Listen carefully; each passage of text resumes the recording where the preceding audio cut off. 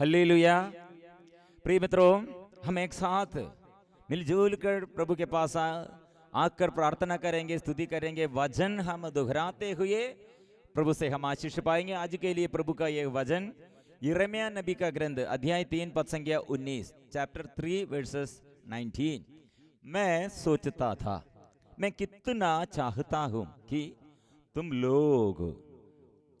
लोगों के साथ अपने पुत्रों जैसा व्यवहार करूं और तुमको एक ऐसा सुखद देश प्रदान करूं जो किसी भी अन्य देश से सुंदर है।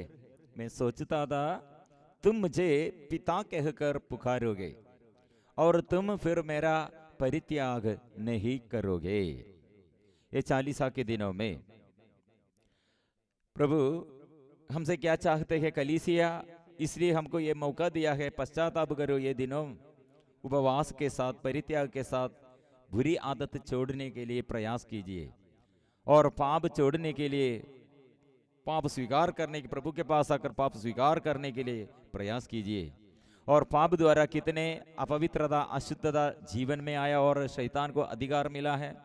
इसलिए शैतान को परास्त करने के लिए शरीर की वासना और जीवन में कितने बुरी आदत, गुस्सा, कोप, क्रोध, घृणा, नशे के बंधन और अवसाद, बीमारी, अविश्वास का बंधन और कितने ऐसे हमारे जीवन में ईश्वर के विरुद्ध जैसे ऐसे घृणित मनोभाव हमारे अंदर है।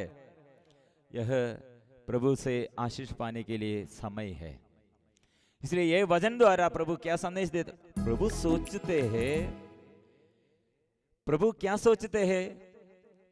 मैं चाहता हूं कि तुम लोगों के साथ अपने पुत्रों जैसा व्यवहार करूं। मतलब हम ईश्वर से विरुद्ध, ईश्वर से अलग, विमुख नहीं हो जाना है और प्रभु हमारे साथ रहने के लिए, हमारे साथ पुत्र पुत्री जैसे व्यवहार करने के लिए प्रभु चाहते हैं।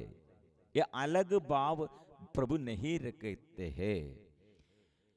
प्रभु हमसे अलग नहीं रहे हैं, साथ रहते हैं और सुखद देश हमारे साथ रहते हुए शांति, आनंद और सुखद देश प्रदान करने के लिए प्रभु चाहते हैं।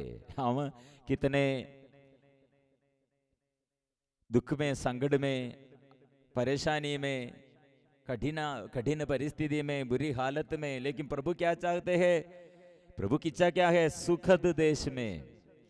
सुखद देश में प्रदान करूं और किसी भी अन्य देश से सुंदर है।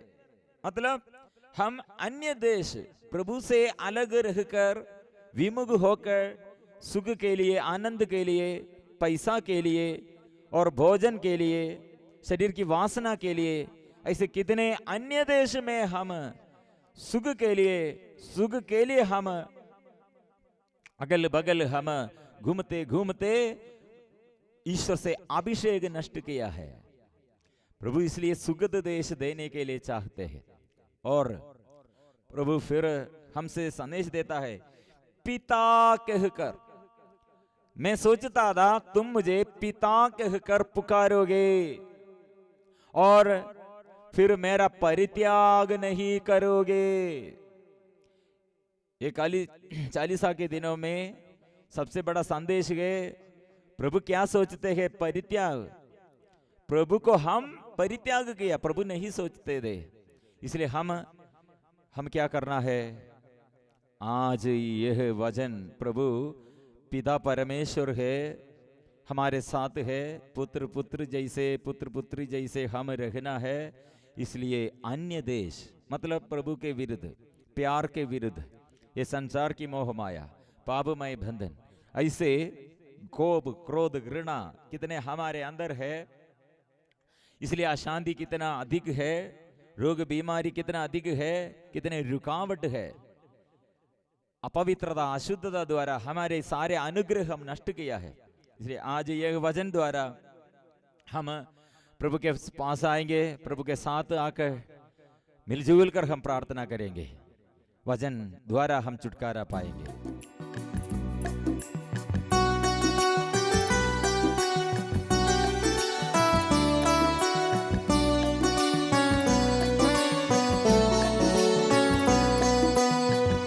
मैं सोचता था मैं कितना चाहता होंगी तुम लोगों के साथ अपने पुत्रों जैसा व्यवहार करूं।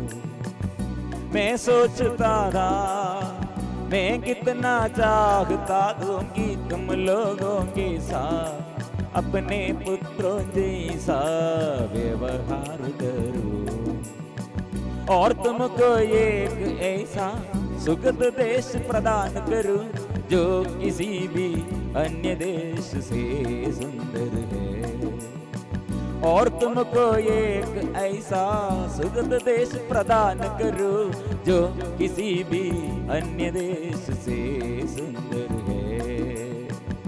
मैं सोचता था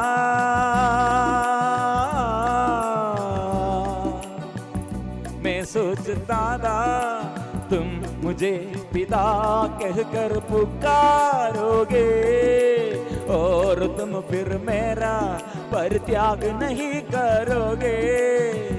मैं सोचता था तुम मुझे पिता कहकर पुकारोगे और तुम फिर मेरा परित्याग नहीं करोगे।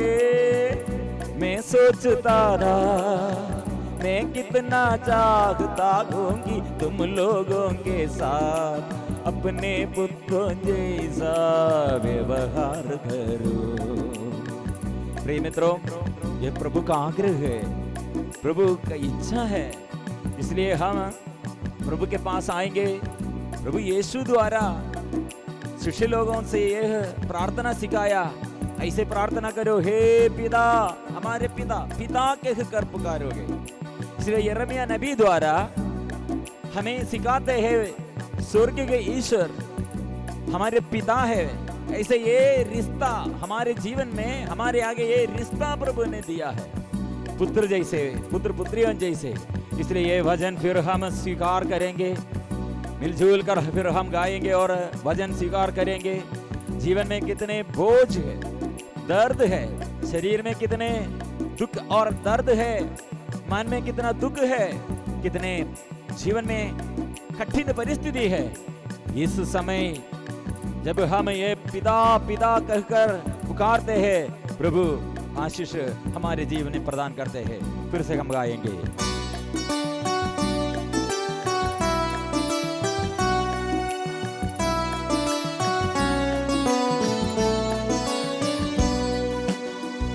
मैं सोचता था मैं कितना चाहता होंगी तुम लोगों के साथ अपने पुत्रों जैसा व्यवहार करूं।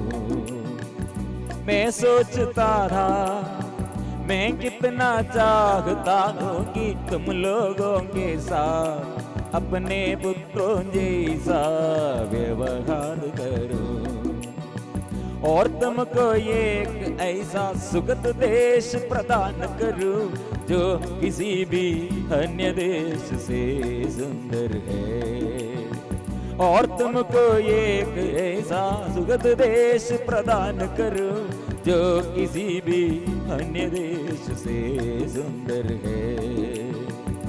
मैं सोचता था